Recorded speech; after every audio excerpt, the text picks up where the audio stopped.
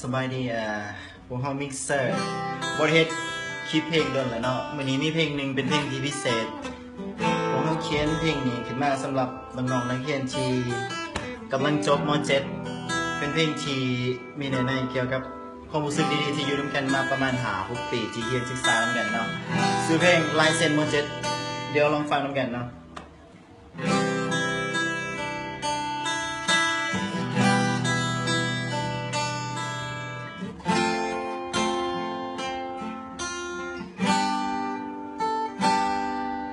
ถึงเวลาที่ต้องจากไกลได้เวลาไปตามความฝันแล้วเนาะเพื่อนเอ๋ยต่างคนต่างมีหอยยิ้มให้กันในวันสุดท้ายต่างคนต่างอวยพรให้กันและกันโชคดีให้มีอนาคตที่สดใสเหลือไว้แต่ลายเส้นที่ประทานสลับกันจนบ่รู้ว่าเป็นของใครต้องสร้างกันแล้วจบกันแล้วเพื่อนเอ๋ยทุกสิ่งที่เคยได้ยินหูมา6 ปีมีทั้งรอยยิ้มผ่านน้ำตาความสุขใจและความเสียใจเลยขอให้ลายเซ็นเหล่านี้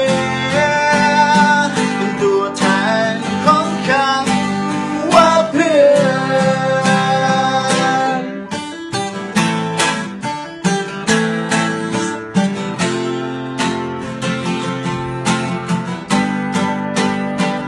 มุมห้องมุมนั้นที่เราเคยนั่งยองกันฟ้าห้องบนนั้นเคยเขียนคำว่าเลิ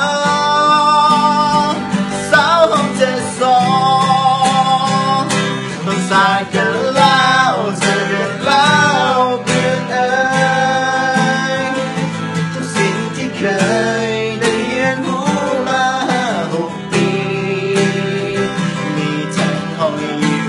ผ่านน้ำตาความสุขใจและความเสียใจไม่ขอให้ลายเซ็นเหล่านี้เป็นตัวแทนของคำว่าเพื่อ